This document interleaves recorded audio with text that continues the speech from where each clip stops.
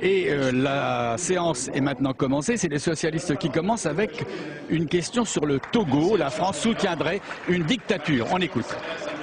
Des Affaires étrangères et porte sur la politique du gouvernement envers le régime togolais. Le 24 avril 2005, Faure Gnassingbé, fils du dictateur Gnassingbé Eyadema décédé, s'emparait du pouvoir après un simulacre d'élection démocratique. Cette transmission héréditaire de la fonction présidentielle s'est accompagnée de nombreux massacres, tortures et viols dénoncés par les rapports d'Amnesty International et du Haut Commissariat des Nations Unies aux droits de l'homme. Malgré ces exactions, vivement condamnées par la communauté internationale, la presse nous apprenait que le président Sarkozy avait appuyé le nouveau despote, d'ailleurs invité aux cérémonies du 14 juillet, en échange d'une position préférentielle pour son ami Vincent Bolloré, alors candidat à l'exploitation du port de Lomé.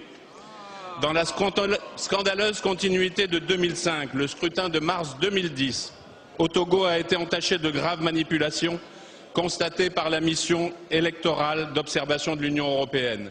Notre ancien collègue Kofi Yamyan, que vous connaissez et respectez, Monsieur le Ministre, fait partie de ceux qui tentent, malgré l'adversité, de rétablir la démocratie dans son pays d'origine.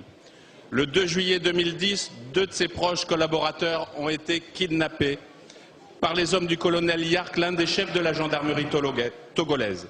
Le 15 septembre, les militaires ont encerclé les domiciles des 4 grands responsables des partis d'opposition. Ces hommes, dont les familles sont également assignées à résidence, sont l'objet de menaces directes. Ma question est donc simple et à 2 aspects. Monsieur le ministre, pouvez-vous nous préciser la nature des relations que le président de la République et ses proches conseillers entretiennent avec le régime togolais? Et bien que les dossiers africains vous échappent, Monsieur le ministre, comment comptez-vous nous aider à libérer les opposants au régime? Merci. Monsieur le ministre des Affaires étrangères et européennes. Monsieur le Président, Mesdames et Messieurs les députés, Monsieur le député, Monsieur Le Mal. Votre question, si j'ai bien compris, est double. Vous vous plaignez des conditions qui ont présidé à l'élection du président du Togo, et là-dessus vous évoquez des rapports. Je les connais comme vous, et je déplore les exactions qui ont été commises. Vous pensez qu'il existe des rapports qui vous seraient dissimulés entre notre pays et la République du Togo. Là-dessus, monsieur, vous vous trompez. Et il n'y a pas eu, à ma connaissance, d'exactions commises avec notre consentement, de soutien à aucun des partis qui se présentaient, et comme vous, puisque vous évoquez monsieur Kofi Yamyan,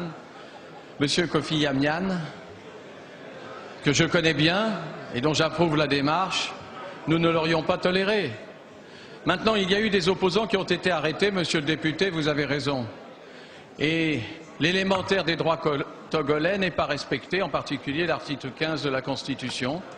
Il y a des gens qui ne sont pas visités, un rapport d'Amnesty le dit, un rapport de la Ligue togolaise des droits de l'homme le confirme, et ceci ne saurait être accepté. Notre poste, c'est-à-dire notre ambassadeur, fait ce qu'il peut pour prendre des nouvelles et surtout pour que le droit soit respecté. Nous veillerons attentivement à ce qu'il le soit, monsieur, dans la mesure de nos possibilités, dans un pays souverain. Ça n'est pas un peu tard, il est toujours assez tôt.